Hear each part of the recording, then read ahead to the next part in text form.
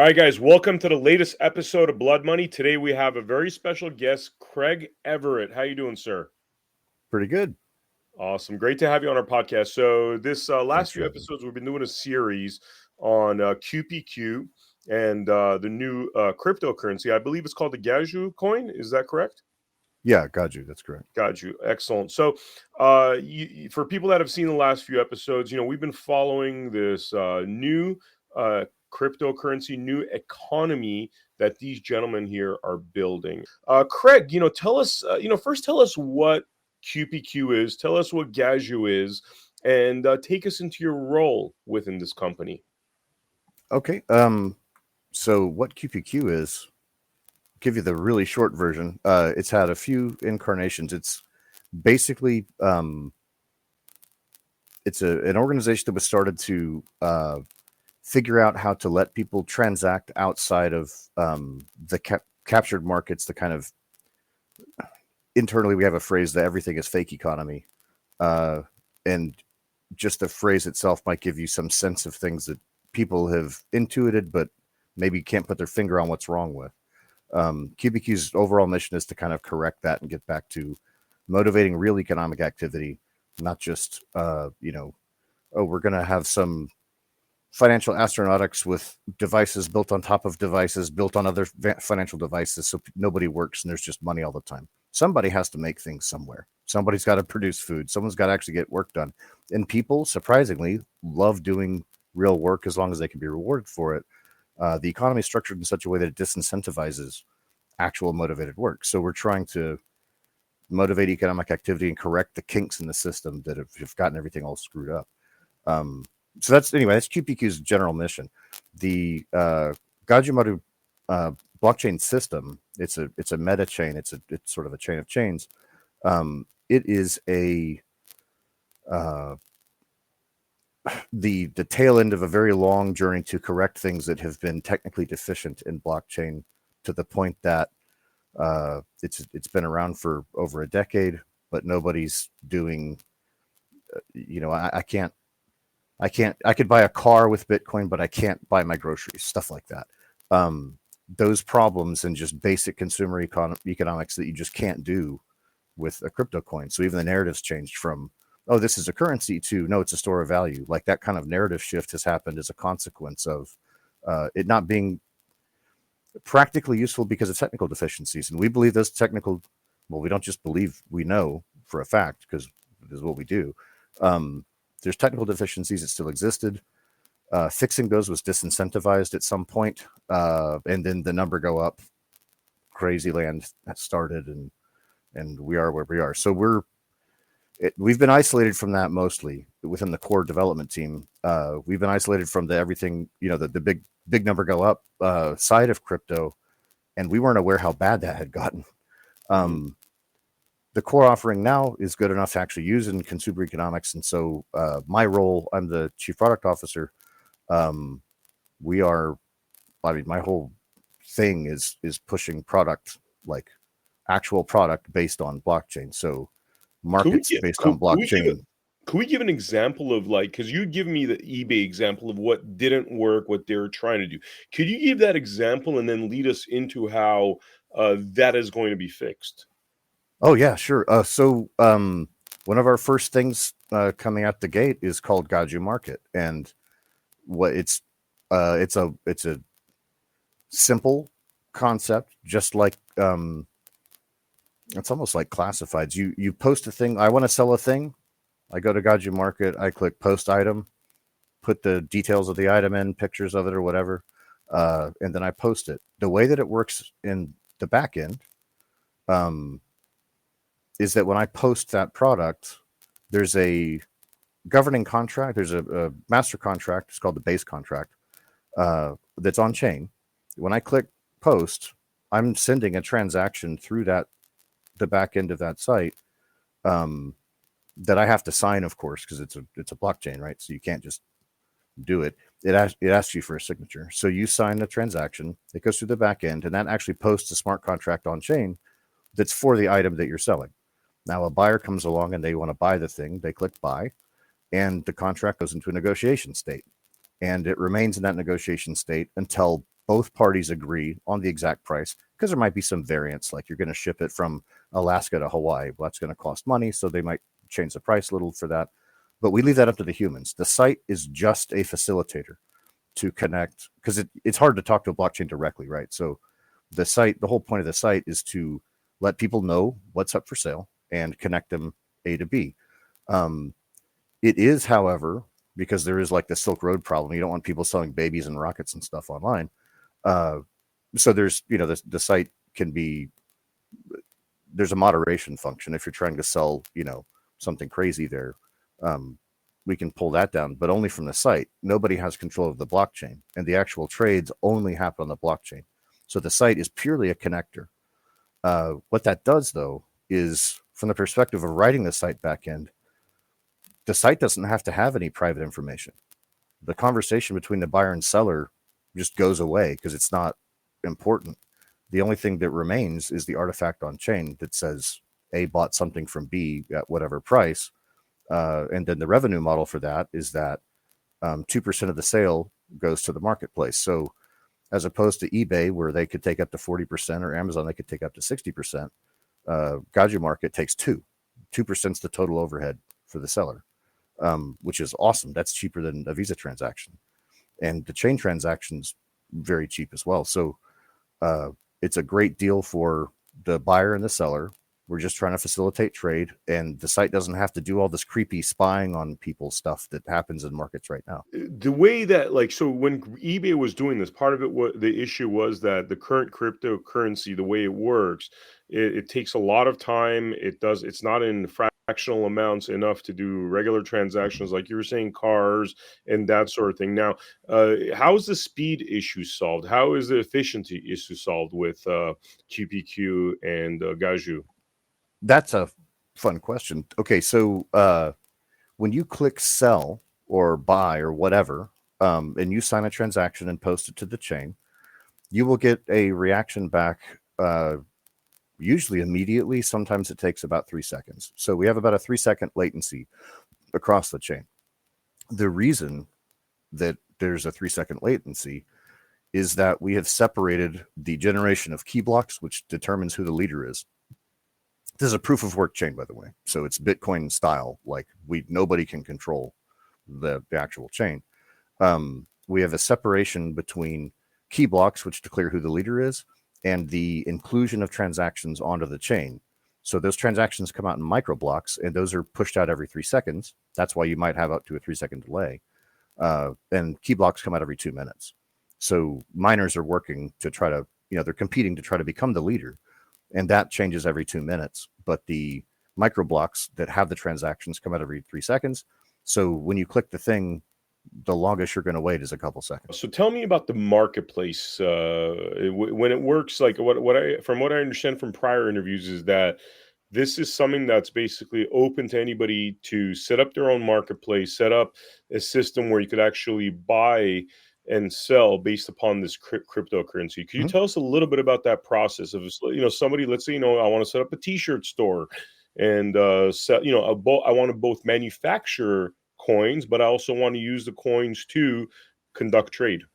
Right. So, well, the path. Okay. So for individual sellers, which is the first version of this, we're going to be doing, multitude of shops later. But the login, setting up an account is you have a public key, and when you go to the site, there's just a login option, and you click that, and it gives you a QR code or a URL.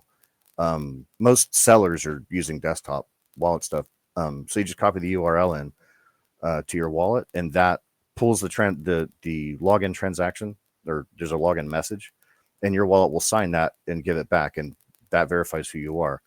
The first time that your public key is seen by the site, it generates a blank account for you, and then you just populate that with whatever you want, like your name and kind of your branding. But that's the extent of the setup process. Is the first time that the site sees a key, it creates a registration for you, and that's it. So there's no like username, password. You don't have to give us emails. There's not like give us your phone number and a bunch of personal details, and we're going to track you around the world. There's none of that stuff. You just sign a message once and you have an account. I mean, in setting up a store, is it like, I'm imagining something Shopify like, Yeah, where you could set up a store to is that the that way it is, where you could basically set up a store to sell anything yeah, through this? that's actually where we're going. So the individual seller is the initial offering just to get like a minimum viable product to prove the case to people. But yeah, Mhm, exactly. Going on with like Shopify or sort of an Etsy type model where you make your own, you decide how you want your shop to be presented, and that's up to you to guide that. Uh, the market exists to connect A to B. So if you just go out, if you just start emailing people, I have things for sale, they're not going to listen to you. You need a marketplace for people to go and find things, and the ultimately the ultimate service provided by the site is search function and navigation, so that people that want to buy a thing can figure out how to find it, because that's the hardest part, is finding the thing that you want.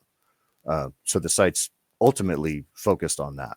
so, like, okay, because I'm just trying to wrap my head, visualize this whole thing. So I'm imagining something Shopify meets Amazon, Mhm. like, where you could set up your own store for your own products, and now you're basically trading cashews more or Yeah, less, that's or it. We don't have a wow. visa overhead.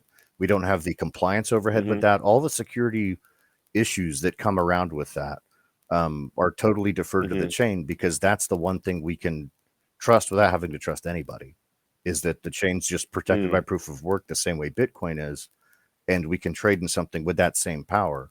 It's just, it works fast. It, like, you can actually do, and we have smart contracts, and the smart contract governs the stages of a transaction between the buyer and seller. So like, the instead of having to give QPQ or give the Gaju market all your money and trust that it's going to be a good custodian of it, the way that you would do with like a normal fraud prevention service. Um, Instead, you send your money to the smart contract. The site just facilitates that connection to make it easy for you. Uh, but the negotiation occurs on chain, and at the end, if the seller doesn't like the deal, or if the buyer doesn't like the deal, or if they both like the deal, then it goes through. But there's nobody in the back end that can mess that up. This is truly peer to peer in terms of sales. The site's just connecting A to B. Got you, got you. Now, in terms of the couple of questions, the value of what the gaju is. So, like, you could potentially be manufacturing the gajus on your laptop while you're at work, while you're running Mhm. around. But what dictates the value? How do you know? Okay, I'm selling a T-shirt and it's going to be cost like 10 gajus or whatever. What is dictating the value of them? The initial value of Gajus is based on the Swiss franc, but ultimately the value of anything that we do in markets. So the value of money is similar to the value of anything in a market. The magic function that a market actually provides is not just a place for people to trade, but it performs the function of price discovery. So the value of the Gaju is initially marked at 1 to 1 Swiss franc. QPQ maintains a reserve fund to try to combat price spikes and price speculation, but at some point that will be exhausted, and we're kind of going to be on our own. So speculators could try to run the price up and um, do their speculative game. Price speculation. We're hoping that we can get a broad enough distribution of the Gaju across lots of people to prevent things like a single holdership price spike, or market manipulations that are too severe. But anyway, as far as the core price of the Gaju itself, uh, it will be, again, we're initially offering it like against the Swiss franc, but that's at some point we're going to run out of enough Gajus to keep price spikes down.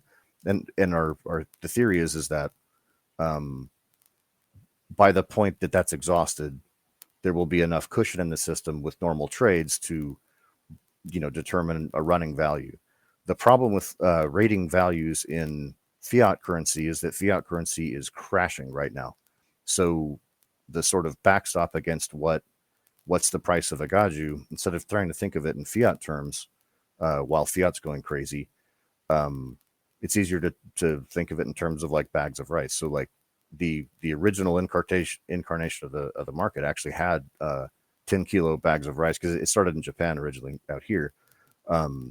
Originally there were 10-kilo bag of rice offerings that everybody could index price against directly, to try to figure out, like, okay, if I'm offering shoes, how much would that be if I were to convert that to bags of rice? And then, okay, that makes sense for this. And then you rate that, the metered price winds up coming out in the cryptocurrency. And then over time it develops its own value. But that's the history of money itself, is the market winds up dictating that price based on what the going values are. We're picking a kind of easy peg for people to index against, which is the Swiss franc. That's like the least crazy fiat right now, is that. So that's sort of the easy one for us to peg. QPQ is also, It's more stable. Yeah. You're saying it's the most stable currency? it's one of the, nothing's perfectly stable right now. Everything's nuts. And I mean, we are, again, this is the problem that we're ultimately trying to fix, is that the everything is fake economy is bonkers. But if you, and it's controlled by an elite. It's not like, this sounds like this is more in the hands of the people, but as long as this is widespread enough, that's it. Yeah. So a currency has to be common, and common means widespread, right? So the value of a currency, if we get into the monetary theory of this, like the bottom line is the value of the currency is dictated by the current belief in its value, and that's a shared belief. And the belief, this is the hard one, the shared belief in its future value. So if you inflate, so let me distinguish two terms here. There's price increases and decreases. So there's price changes. That's this one phenomenon over here. And then there's inflation or deflation. And that is, the media has conflated this on purpose because they're playing their little word game. But what inflation and deflation actually mean is the increase or decrease of the money supply. So if you inject a lot of new fiat into the system, you have inflated. What the way this gets tangled up with elites is that they have access to that money first before the public has become aware or felt those changes. So they value just because you print a bunch of dollars doesn't immediately change prices. Price changes are an orthogonal concern that's based on the future belief in the value of the money. So when you print a bunch of money, everyone close to the bank gets access to that money first, and it starts trickling down into the economy. That has a later effect. After people have received the money at a value they believed in at point A, in the future at point B, everyone's gotten lots of money from this trickle out. Now they don't have the same faith.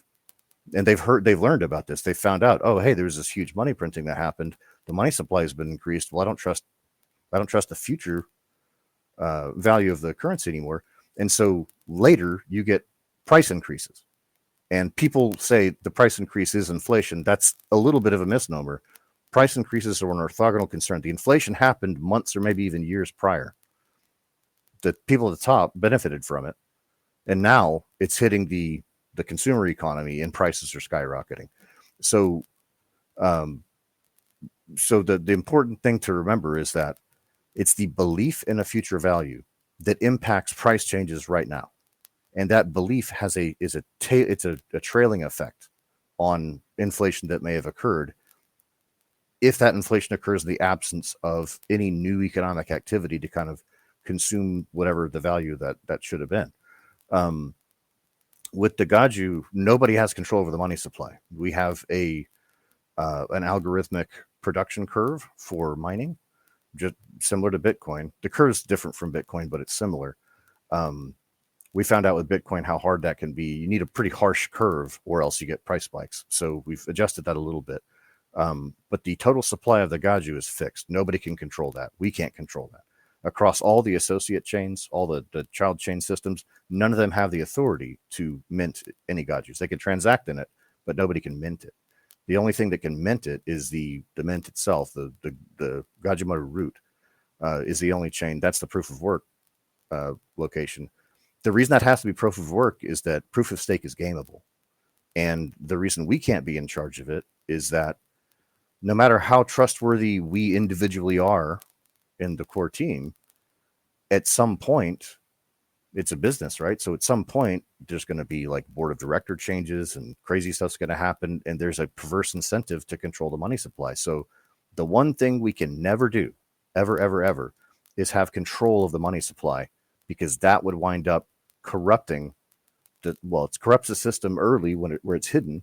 And then later you get that a degradation in the future belief in the value of the gaji because people stop trusting it. So you can't control the money supply.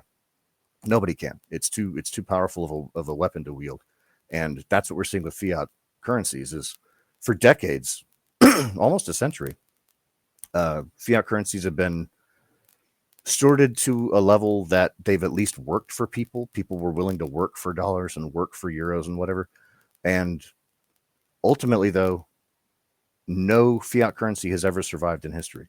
None of them have survived. And even metal-based currencies, they wind up getting debased. That's where we get the term debase, is the base of even a metal currency winds up becoming fiat at some point when debasement occurs. So we have to keep that off limits, period. So anyway, that distinction between the inflation of the money base and the future degradation of belief in that currency, that's the really important dynamic to understand. And the media, I believe that it's a deliberate choice to be very kind of obtuse and obscure about that, because they'll just say, oh, there's inflation. Look, the prices went up. And it's like, that's not what inflation really means. You could have a declining money base at the same time that you have a drop in faith in a currency. Like if a country's getting invaded and they're getting wiped out, their currency is going to fall through the floor. That doesn't mean their money base increased. That's not the same thing. You're losing faith in the fact that government may no longer have the ability to defend it, to defend itself at all. So what are the promises of its central bank going to be worth in the future? So it's not exactly the same thing. Money supply equals, price increases or decreases. It's the faith in the money, because everything is just a common faith. It turns out that gold has been the kind of ultimate currency base throughout history. It could have been, like in the modern era, it could be bullets, but it just isn't.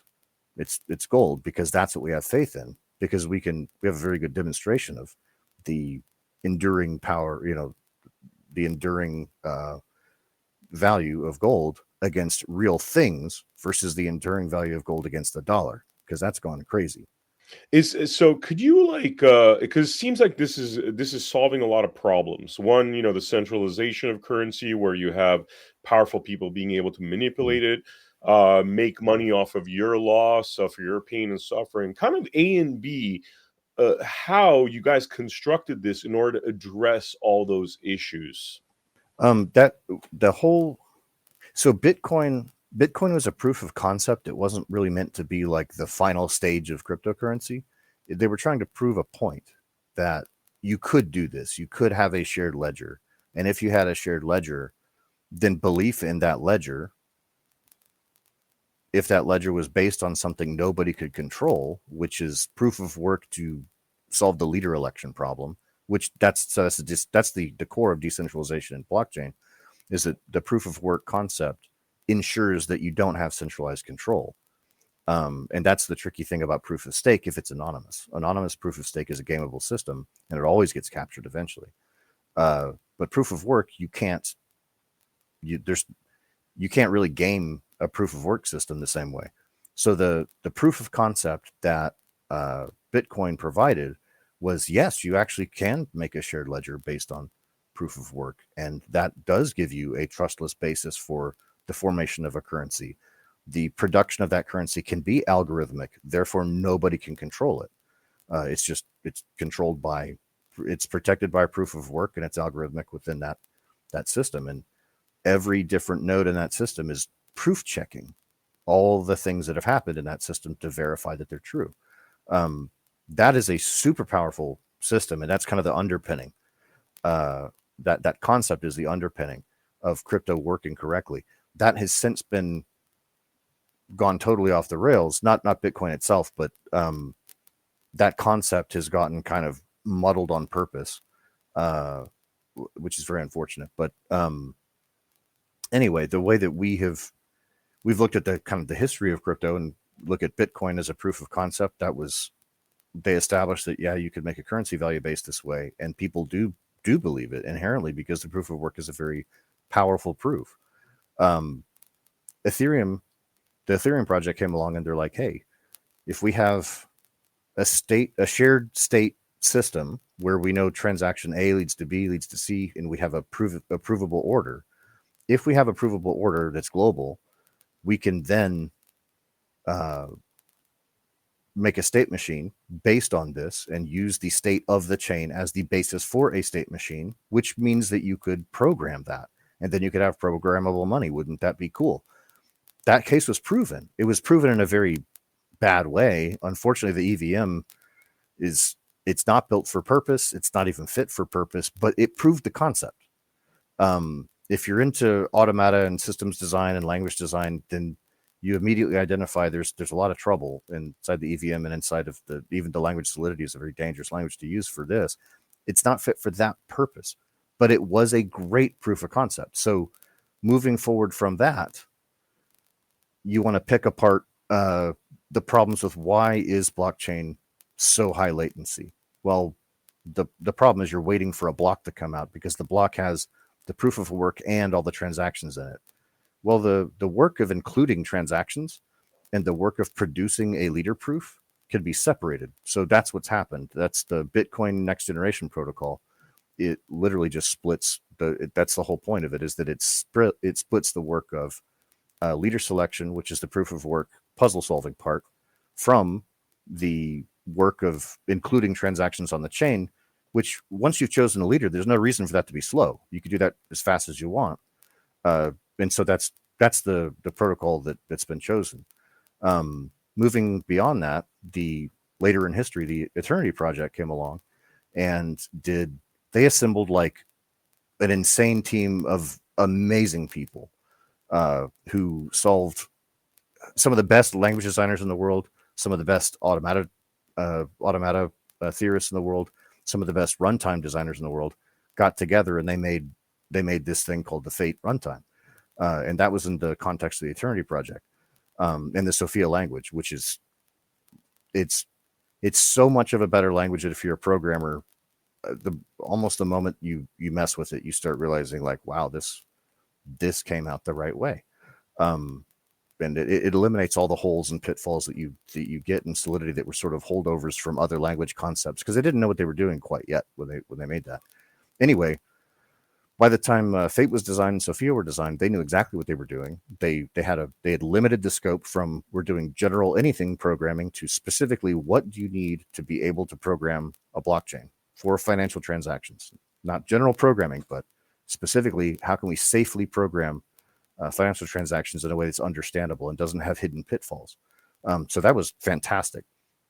Unfortunately, that project was very, I don't know, almost anti-business. There were a lot of issues there that kind of collapsed, prevented that from taking off, in addition to some technical choices that were still hamstringing that.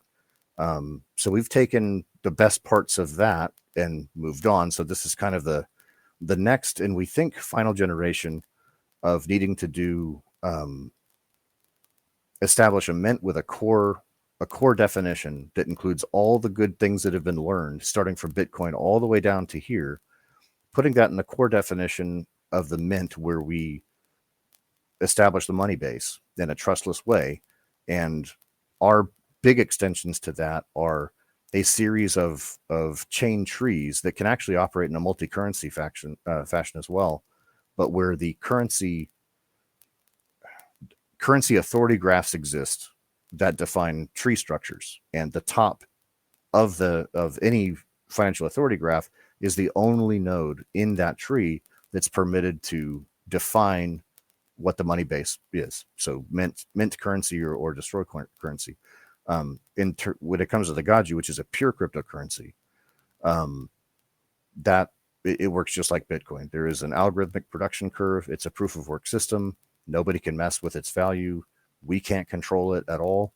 So the root chain itself in the Gajimaru is follows exactly the Bitcoin principle, but it facilitates everything that you need technically to be able to actually do retail transactions. So you can pay. So we have another product, Gaju Pay, and actually we're straight through spends, not even smart contracts, where you go to the cash register. There's a QR code. You put your phone on it, and boom, that happened, and you can check it on chain immediately.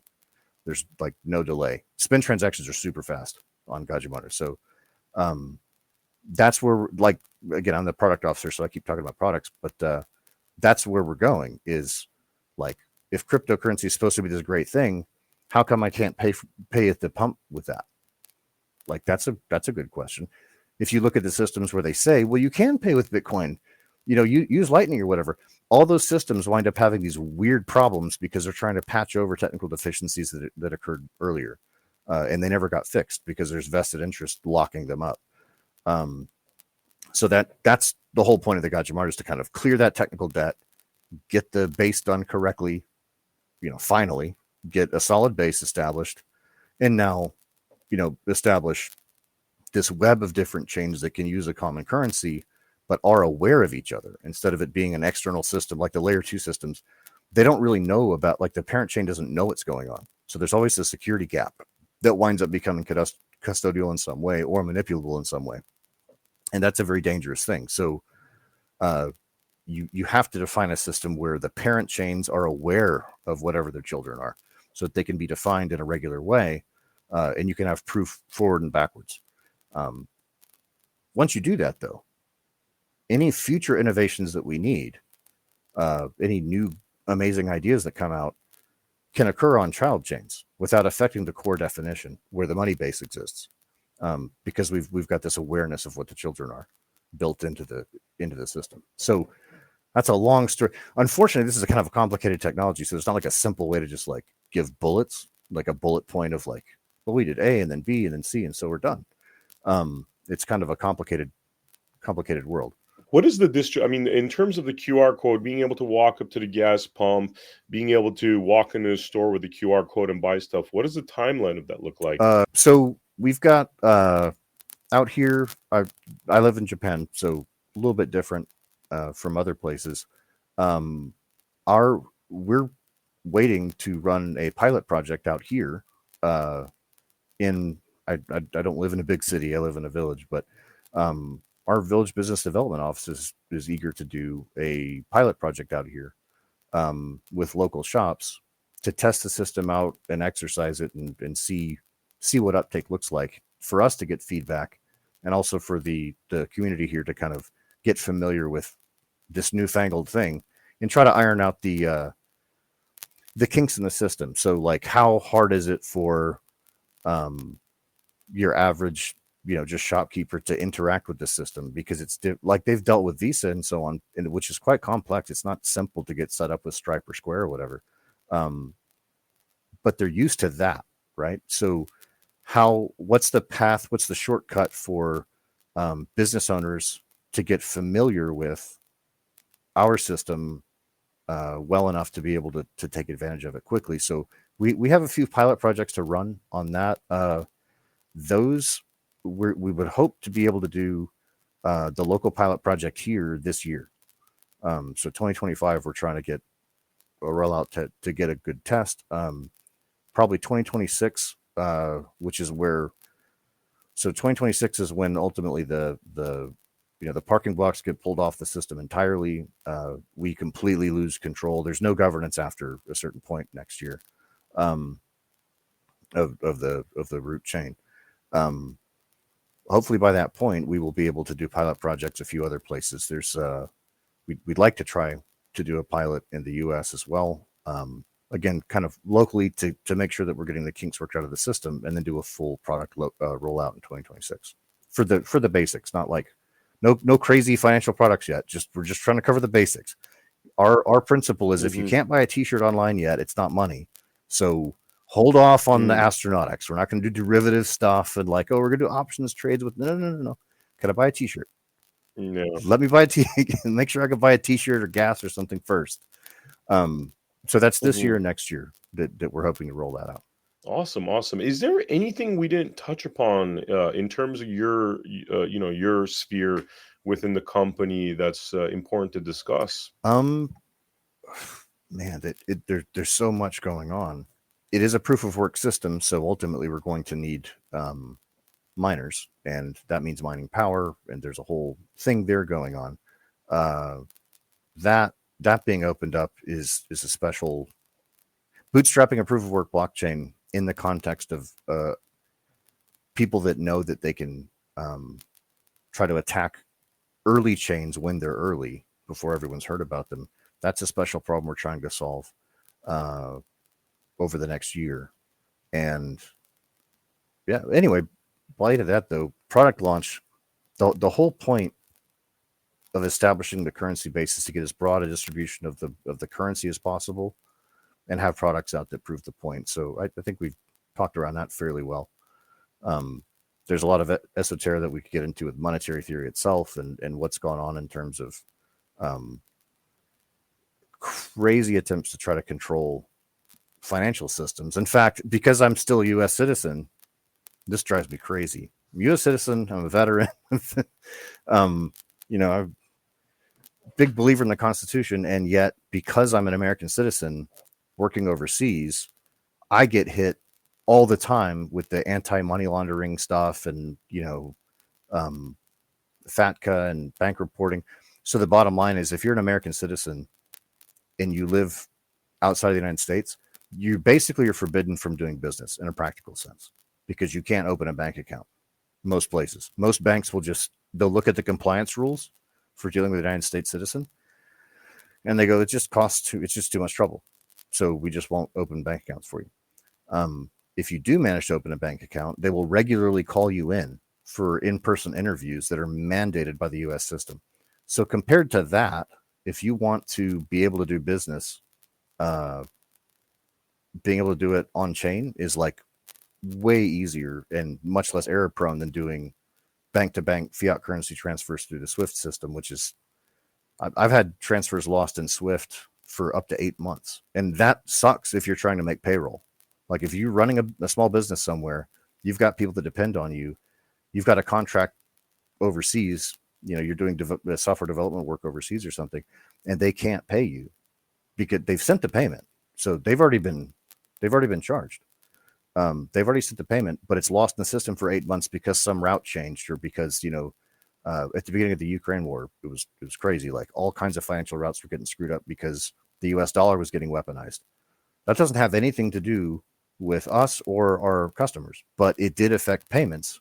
And, we've had to let people go over that. So, that's my own experience, not inside QPQ, but that kind of thing happens all the time. So it's very, very hard. It's very risky to try to run a business as an American citizen overseas because of these crazy reporting rules that are very onerous and they scare banks. So banks are scared out of doing business with American citizens. What that does is it reduces America's influence across the world.